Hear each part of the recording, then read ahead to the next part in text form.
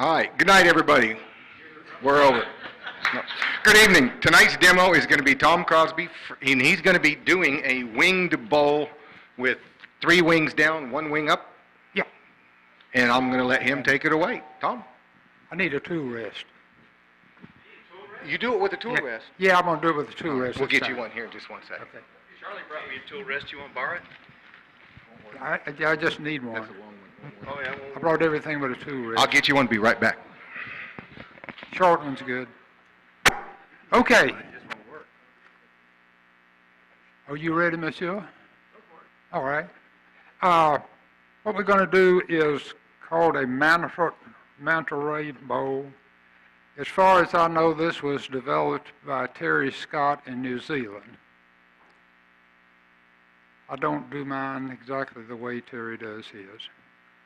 What he does is he turns it the bottom first, and he gets that, and he puts a dowel from here to here with glue, hot melt glue, so those don't break off, and from there to there.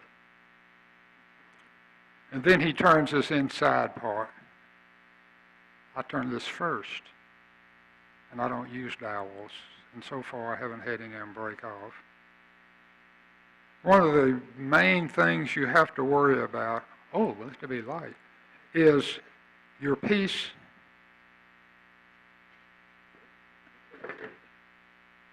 has to be perfectly square,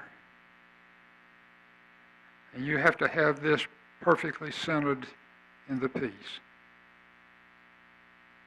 If you don't, it's not going to come out right. It's going to be too long on one side or too short on the other or something like that.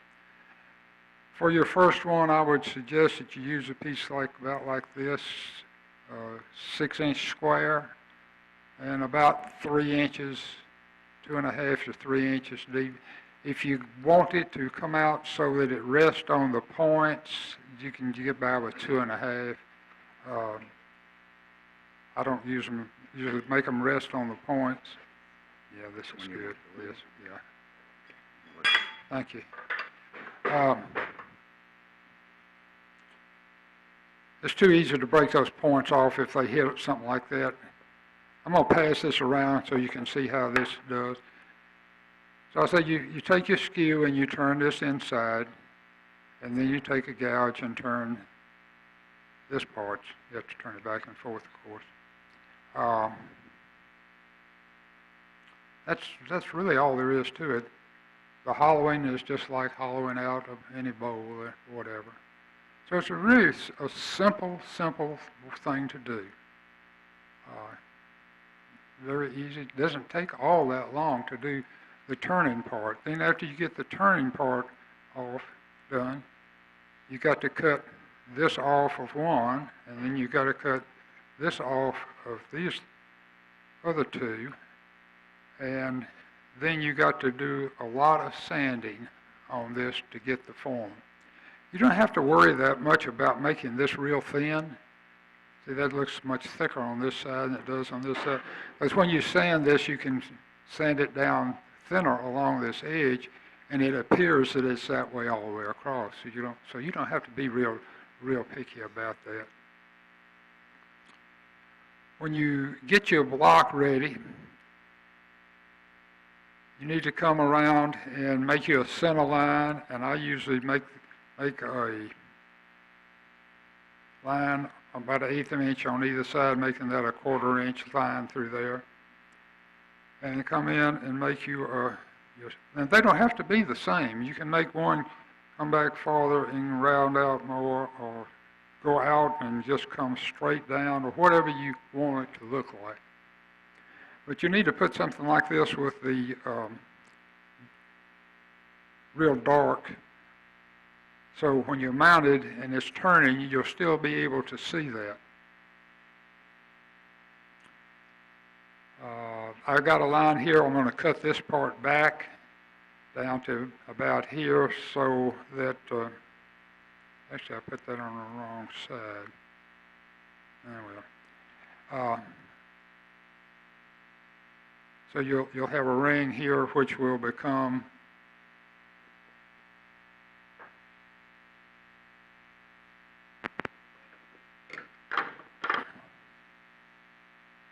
the little feet like this, what you do is when you get that set and you get it turned down, then you just come on and carve out these pieces right here. I actually sand them out. So I will probably just get to this point in this length of time. It takes a while to do some of that. So if somebody wants to pass this around, everybody can look at it if they get it to see it. Okay, so we're going to see if we can get started on this. If I can get that loose.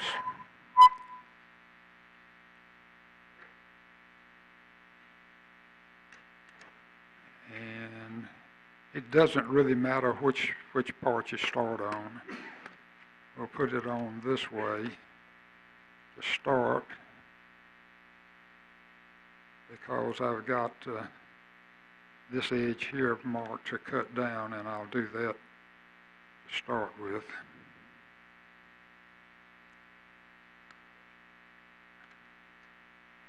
And if you're worried about using a skew, this is not, the skew is not used like you would normally use one at all. So I don't think you'll have any trouble doing that.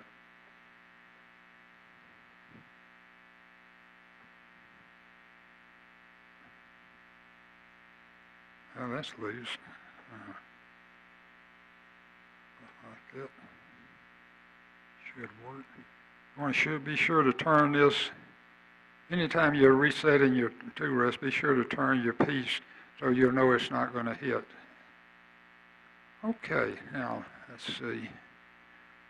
A tool.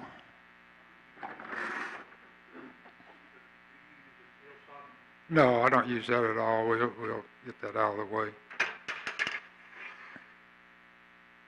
Might obstruct somebody's view. That's not the one. I'll show you this while I've got it in my hand.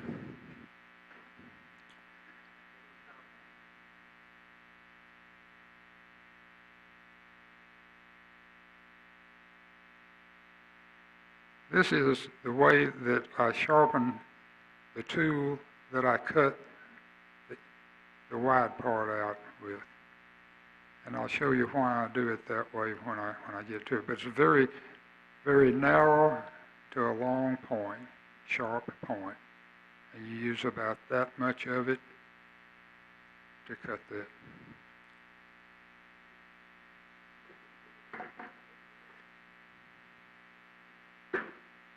That's kind of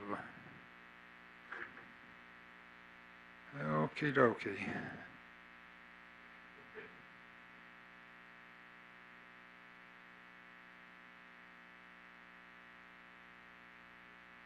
Well, that's what it's, oh, it does come out farther. Okay.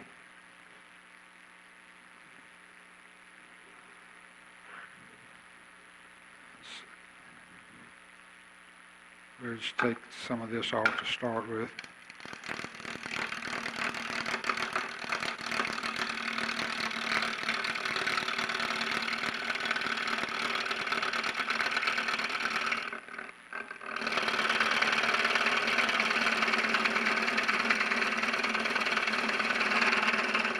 You want to check and make sure that you got it in the lathe so that it's running true. I checked these real close before I bought it.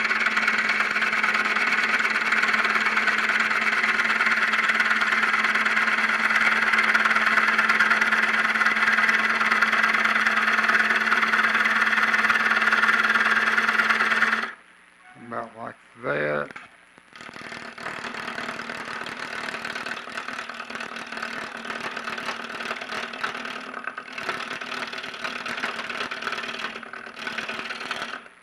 Forgot something, didn't I? I want to carry all that home with me.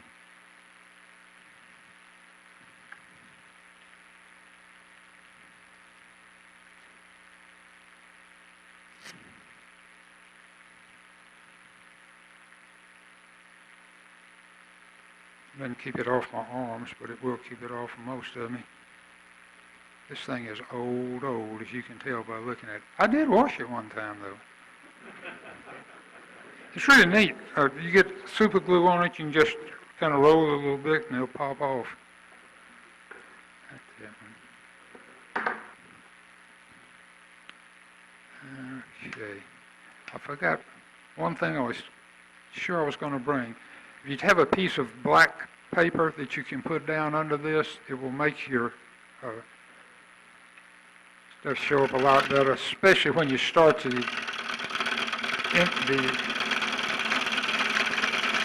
cuts on the bottom pieces.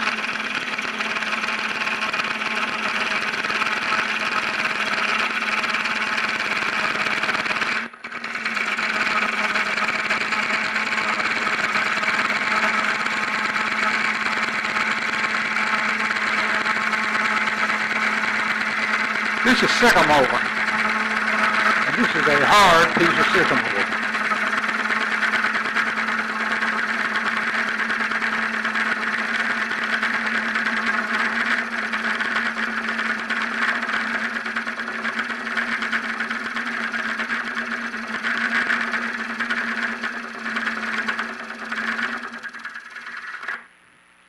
Now, let's see.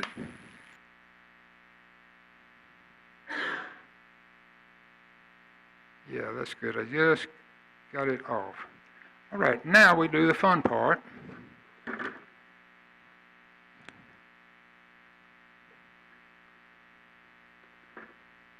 Which is the skew. Yeah, I know, it's a skew. But this is a little bit different. Just a little bit different. Looks like that'll be about right. Sycamore.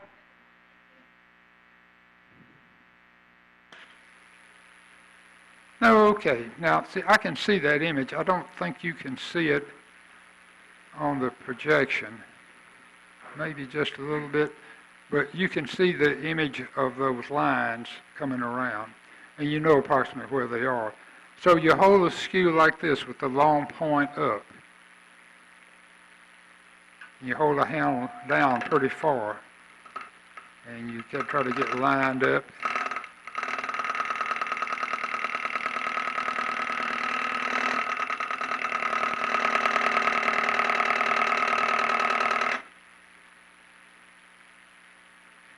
And that projection down there is not helping me. Can you kill that?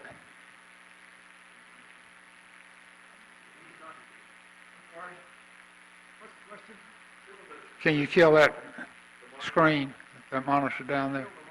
Yeah. See, the light's right behind what I'm... Much better, much better. Yeah, much better. Okay, you can see that there's a slight groove started in there.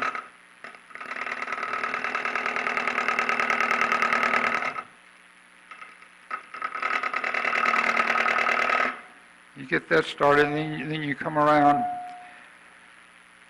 and you present this tool straight up and down.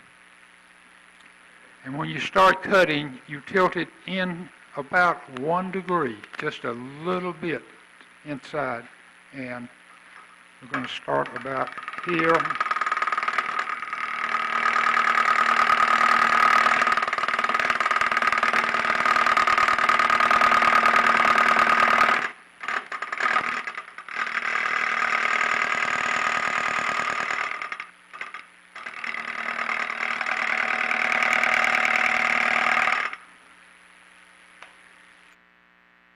We're getting a cut like that, and then I'll step that back and back until we come out here and come around this line.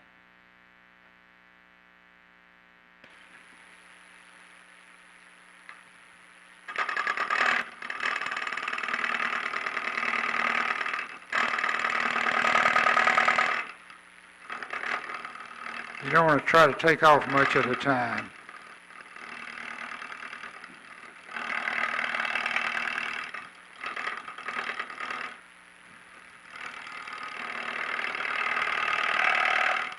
once you get it started, it gets a lot easier. I think you could do this with a gouge if you just don't think you can do it with a skew. But actually, a little practice. Now, if you want to practice this, what you can do is get some 2x6 and cut it into squares and work on that. If you mess up, you hadn't lost much.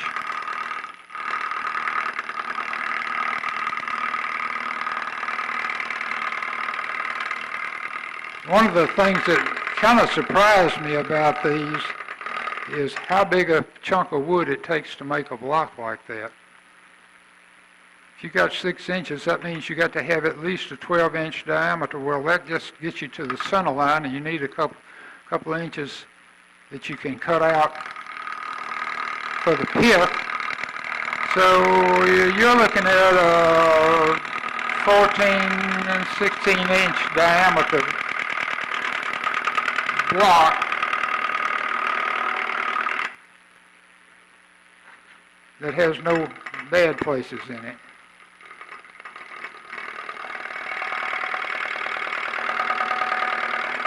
I didn't know this particular piece of sycamore was this hard.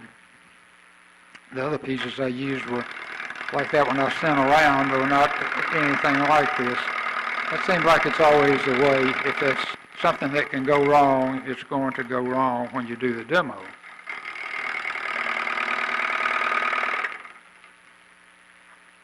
Okay, let's see. You need to stop pretty often to see where you are.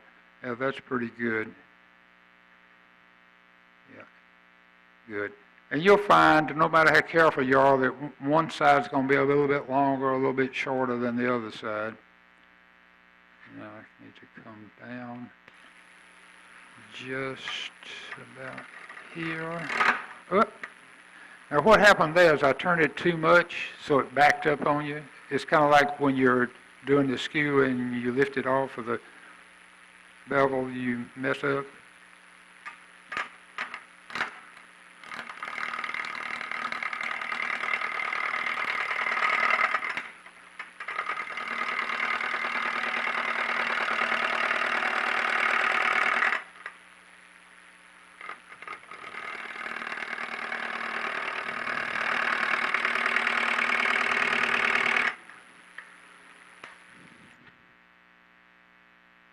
Cut a little bit more than I wanted to there, but it's okay.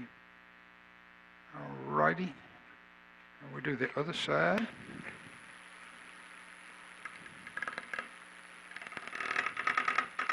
It will really help you if you put a piece of black paper or something underneath there.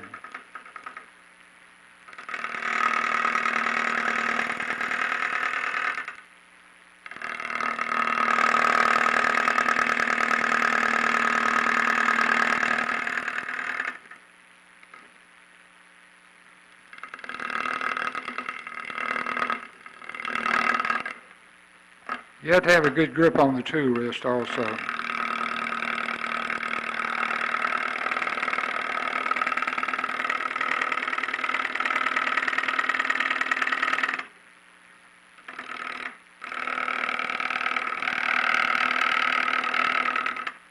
You're cutting a lot of air when you're doing this.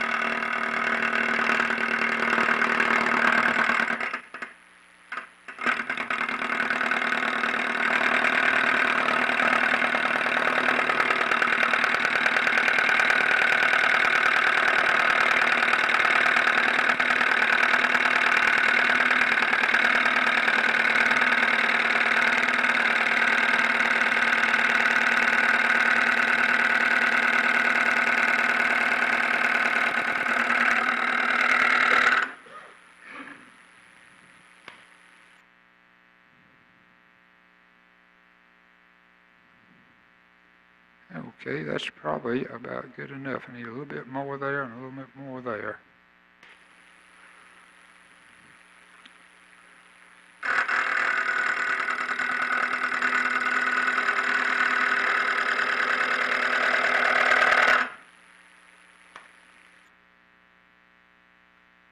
Yeah, that's good. And a little bit more on this side.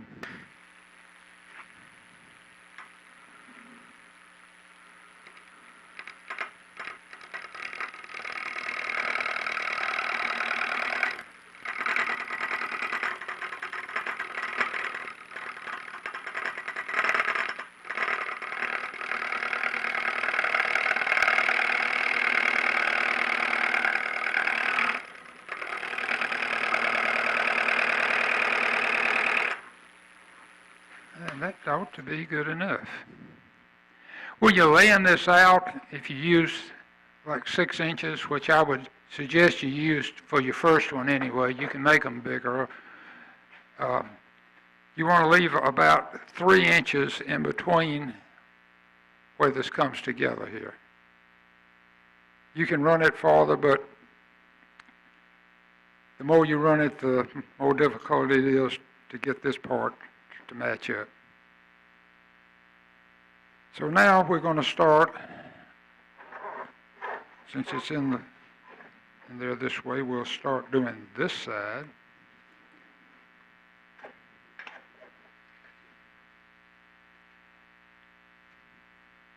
And that's where this comes in.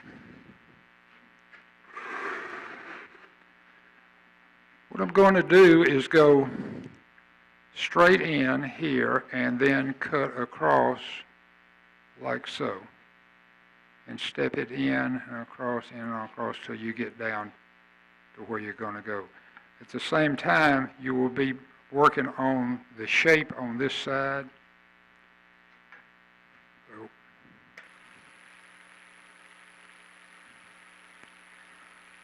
in this case, if you had something lighter under there, the way the light is, it would be easier to see that image. But start back just a little bit from the edge farther than you intend for it to be. You hold this just a little bit that way. Actually, you can hold it flat and it works just as well. And you're doing mostly just a scraping cut and pushing that over.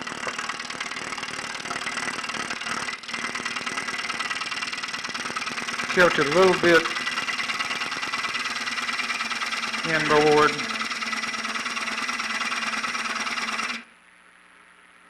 And you roll it over so that the flute is closed and very easily slide it back until you hear that touch. And if you want to go back farther, look at it and see that's still pretty thick right there, so we'll probably step that back a little bit more so we won't have to sand quite as much. So with the tool turn with the flute facing inward, till you feel it touching, back over a little bit, however far you want to go. Go kind of straight in and then pull it over towards the center a little bit. Right here you can see the outline of the edge there, so you know where you're going. And you don't go in too far, and then you push it across.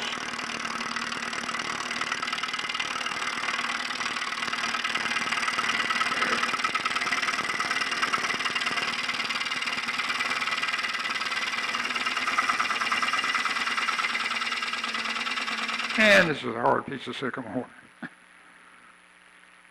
Roll in, just touch. A little bit more.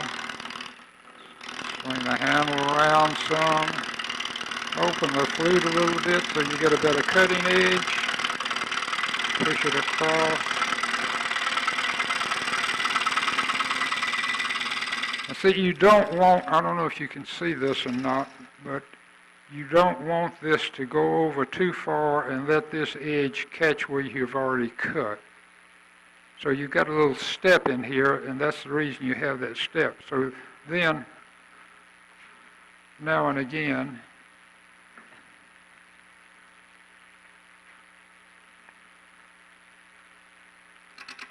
you take one and come over here.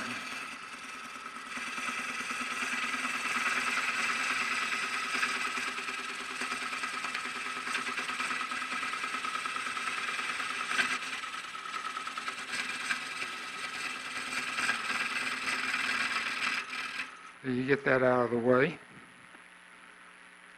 and then you can do another. Yeah.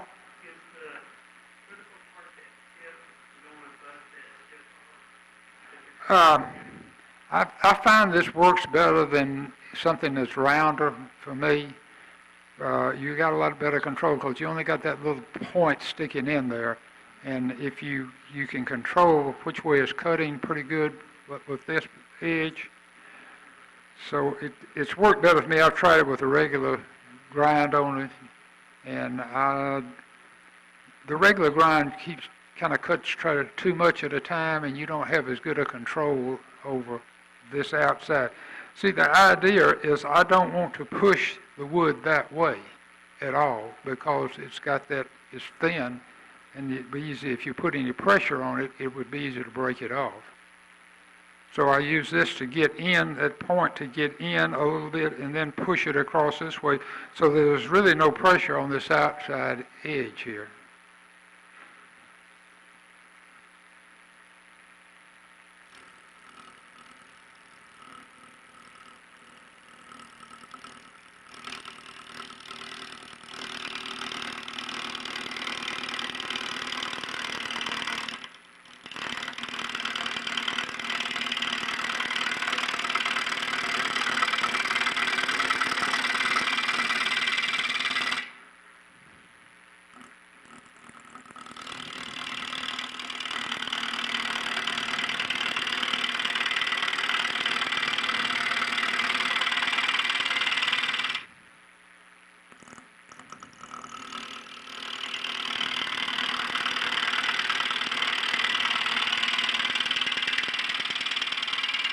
After you get that cut down in there a ways and it starts closing up, then you take a check on how you're doing. That's pretty good, a little bit thick, but it's not too bad. We need to move some of this down so we'll have more room to work. Because you just don't want to touch that side.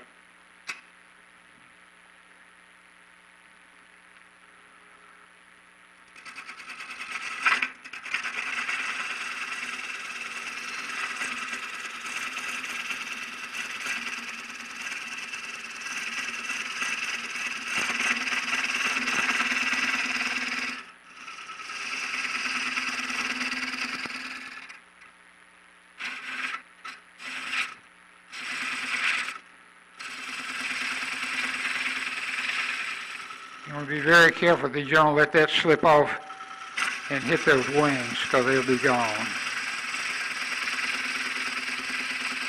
Says the voice of experience.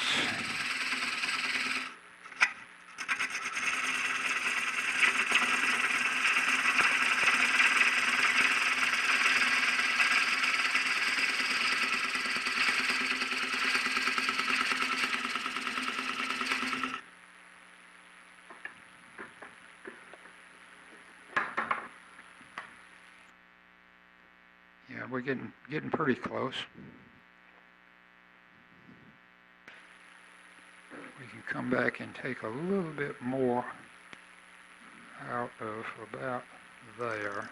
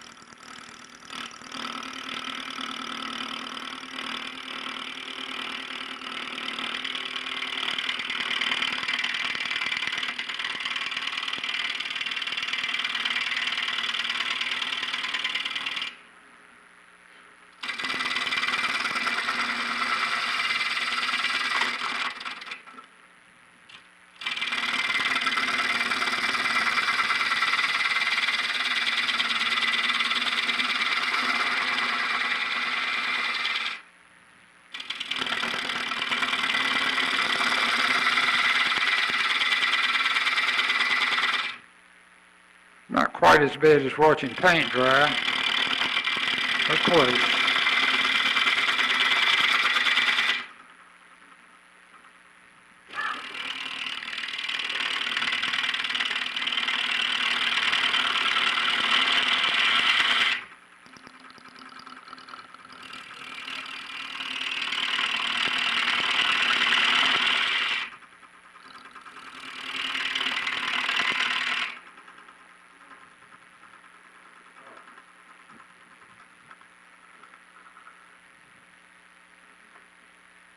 Must be a jet. Coming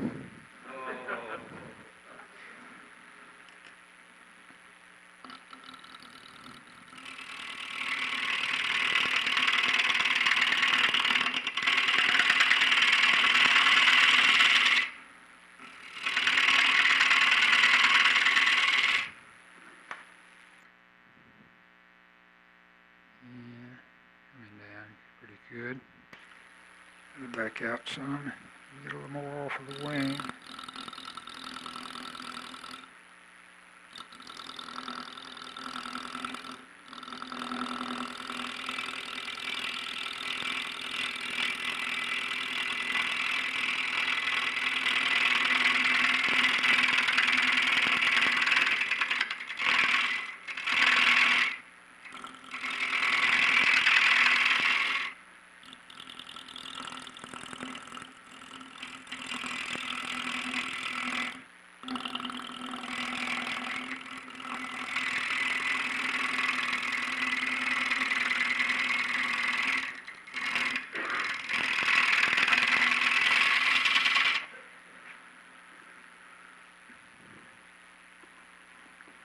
A little bit more out with this, I believe. Yeah, we need to go down to about here.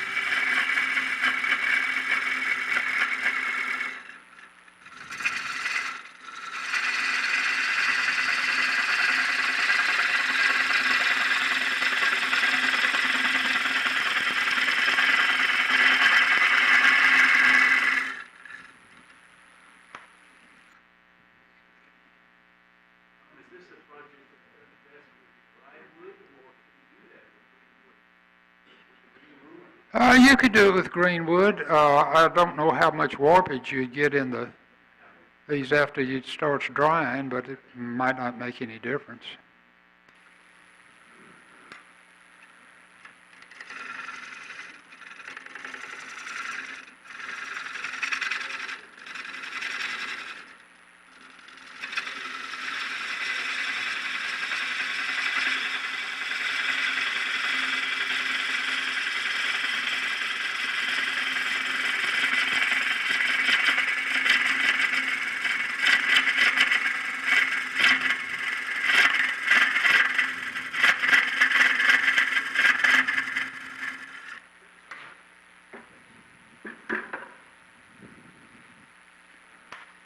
See, let's get pretty close, pretty close.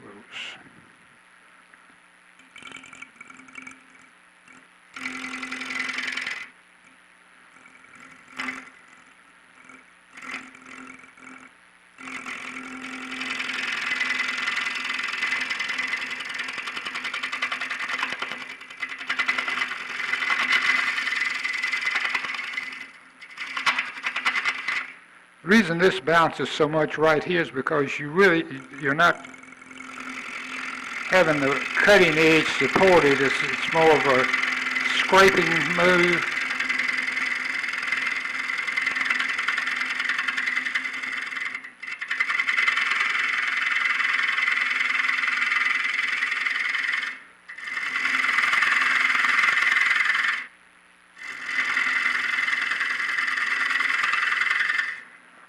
see where that takes us to.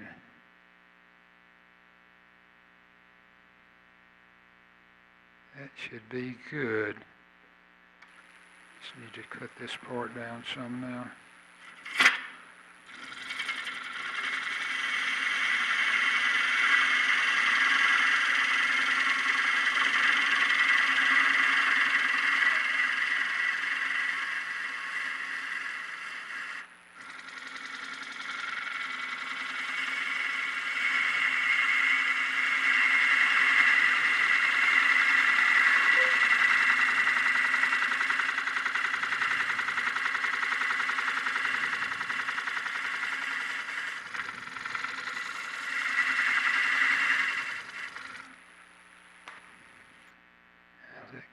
Just a little bit more and be all right.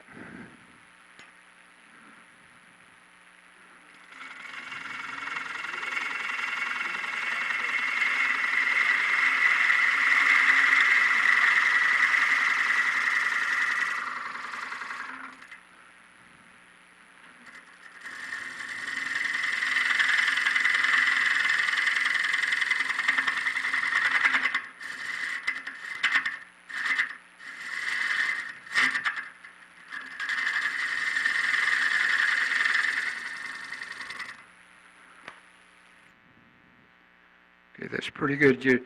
What you want to do is kind of try to get this so it's not much of a curve right in here. So you have to come back and square that off a little bit. But that little bit there doesn't matter because you can sand that out when you start the rest of it. Okay, now the thing is, how rough is this? And that's come out pretty smooth. There's one pretty good ridge right there. If you have enough confidence, you can take like a spindle gouge and come in and come around kind of in steps and keeping the round part, and you can smooth that out in there if you think you're good enough. Sometimes you are and sometimes you're not. The main thing with this cut is you've got to hold your mouth just right.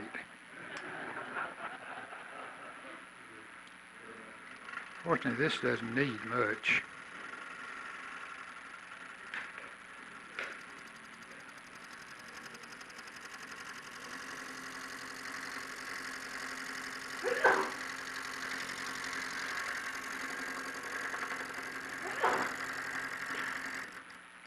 Then you have to move over a little bit because you don't want the edge to touch the wood.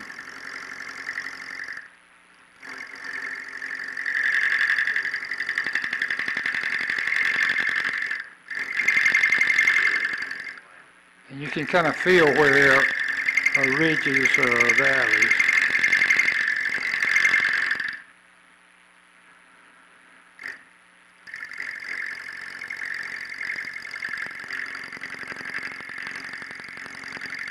And you don't have to get it too perfect because you are going to sand that. Okay, let's see. Pretty good, pretty good. Now we got to do the same thing on the other side.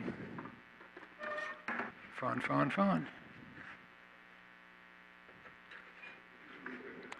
I would quit there, but I can't show you the other part of it unless I have both sides done.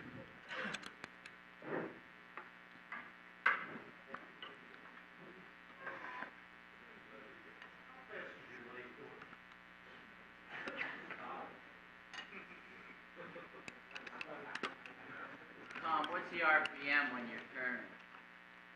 As fast as you can stand.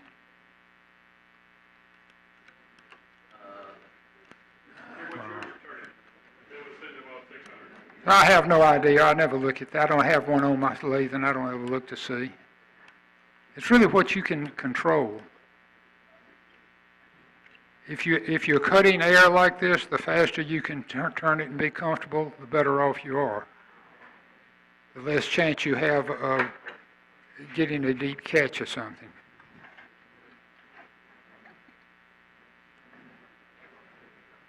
And here we go again. That says 746.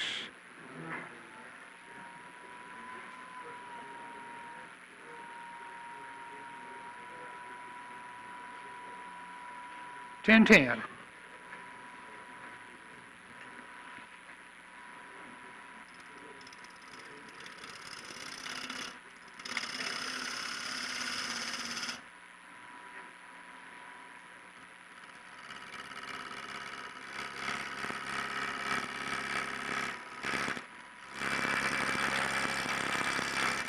Just a little faster than I was turning a while ago, and you can see it's really going much smoother.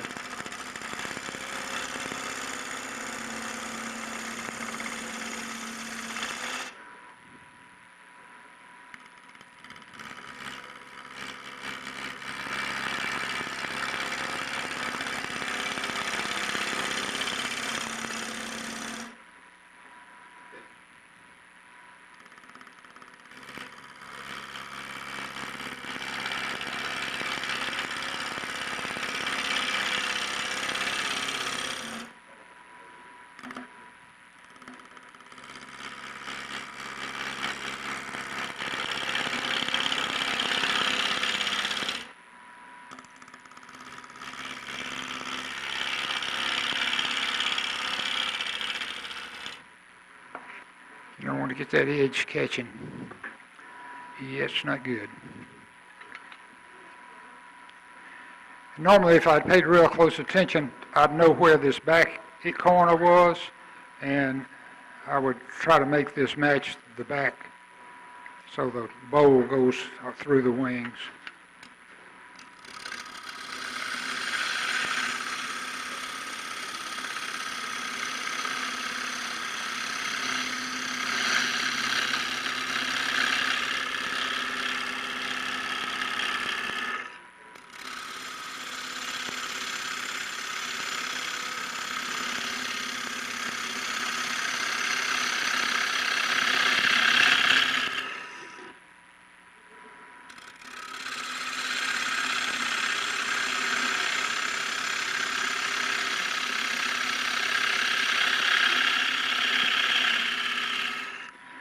And you can do this, you know, with the cover on it, or leave it open, or cut this whole thing down to straight across and just put a small hole in it, or it's just, you know, whatever you decide you want it to look like.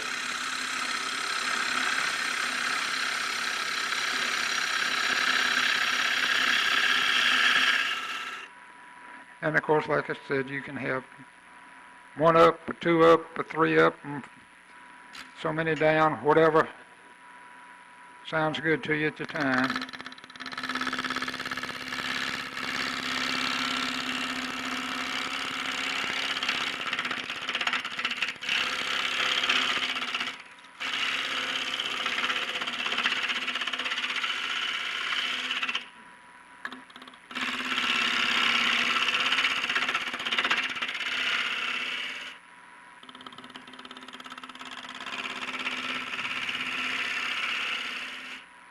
Yeah, let's see how we're coming. Tom, do you know at this stage which is going to be the top and the bottom of this thing? Or does it What you do is you look at the points and you find the ones. This one looks like it's going to be a little bit flat. That one's good. That one's a little bit flat.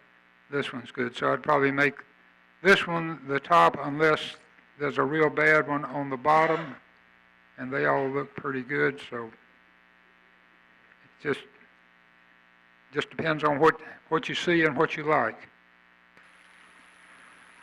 Take this down a little bit more, I think.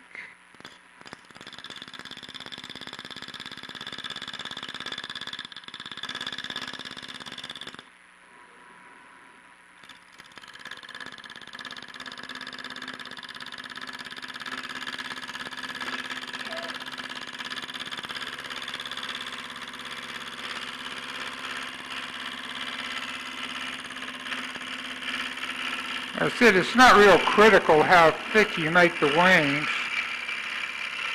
The one thing you want to remember is the thicker you make it, probably the more sanding you're going to have to do on it.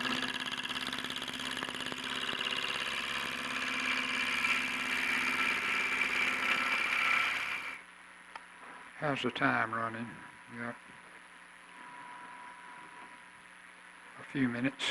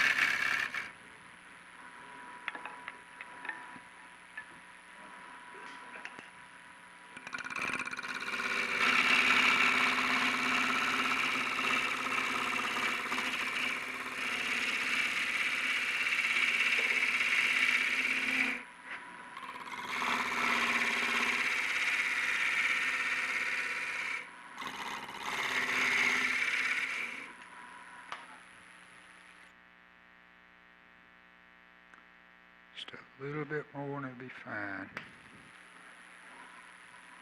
Off of this side.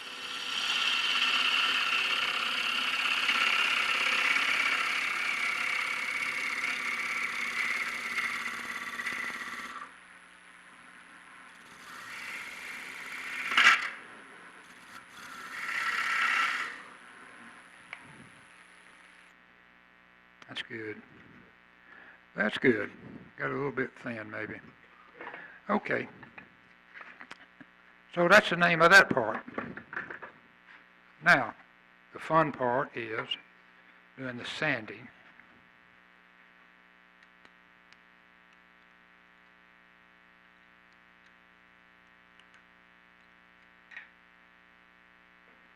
Has most everybody seen the one I'm passing around?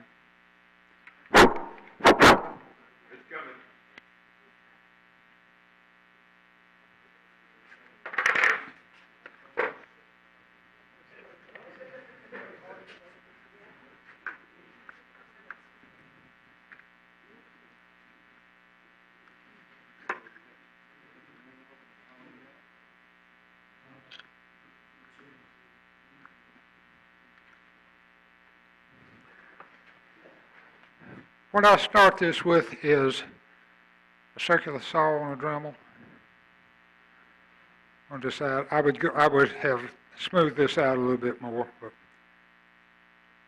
so that's not a good up. That's a good up. A rough on that side. That one will be the up one. So what we're going to do is we're going to cut this part off of the bottom.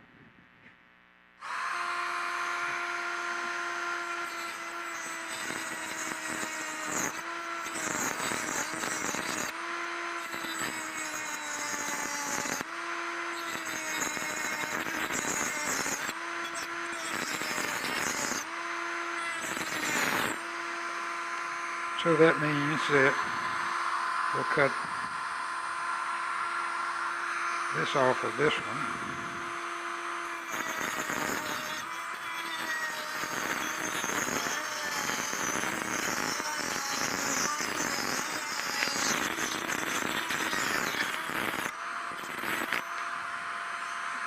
And we got one up and one down. Is that a metal, or is that a fiber bracing?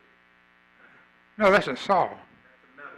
Is it fiber or is it Is steel? Yeah, it's a regular saw blade. Circular saw blade, small circular saw blade.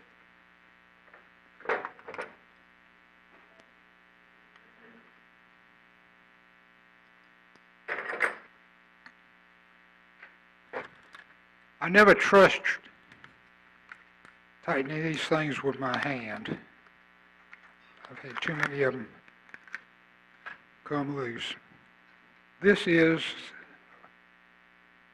a little drum sander with a 60 grit paper in it. So then you come along and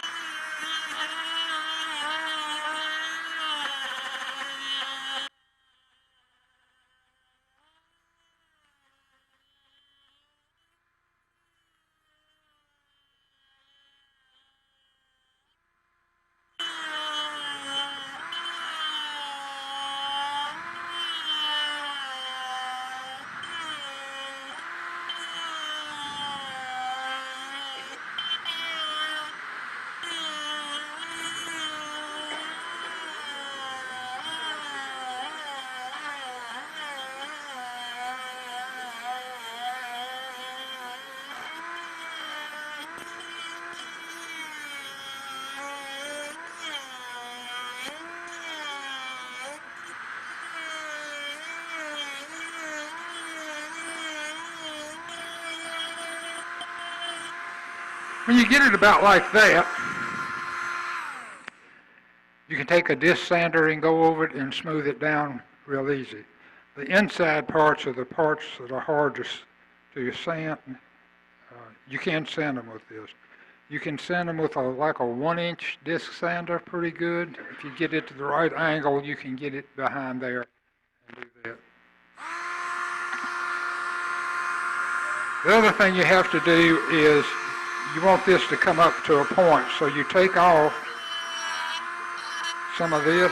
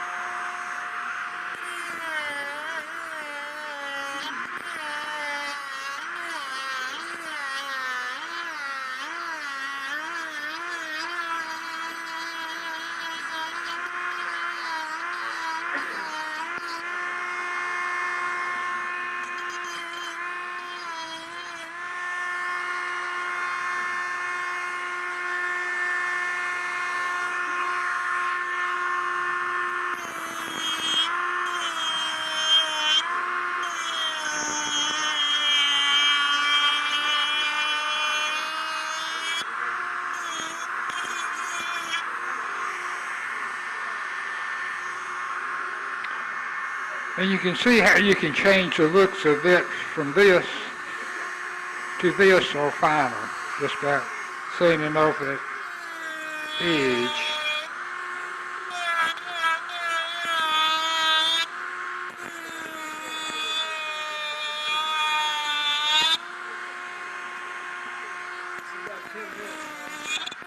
Okay. Okay, everybody see how to do that?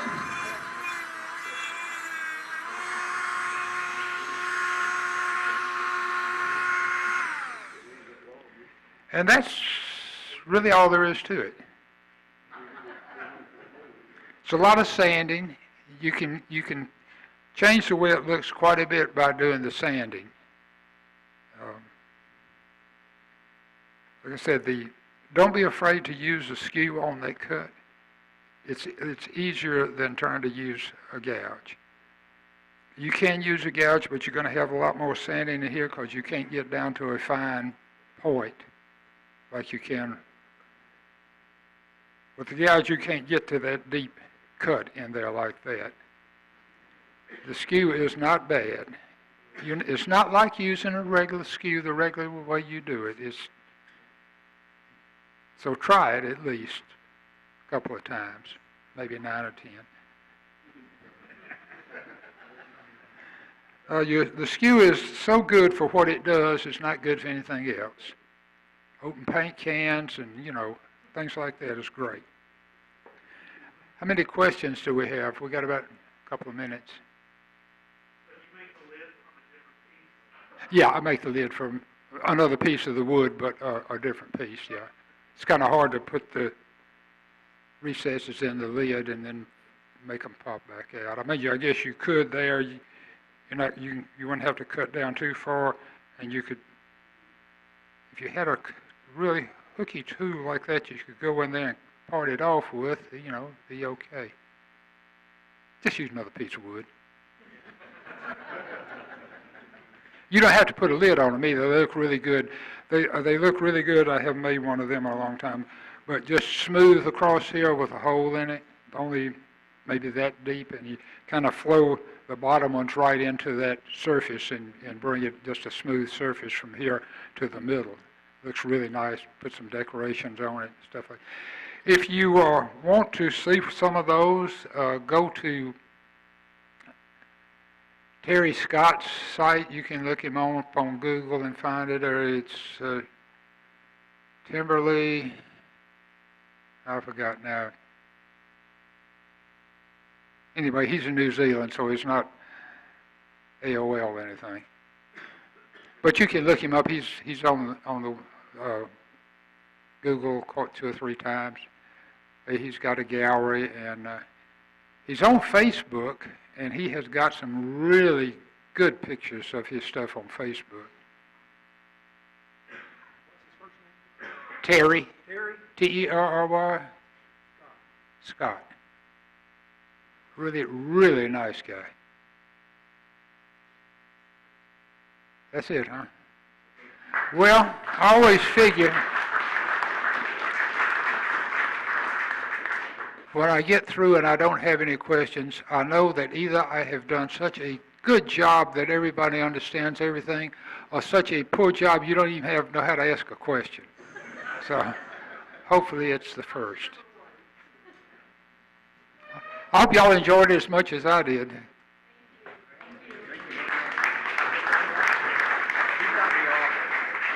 If we can get a few people to help us pick up the chairs and clean up, it'd be great. And give Tom some time to clean his stuff up so we can get the laid out of the way.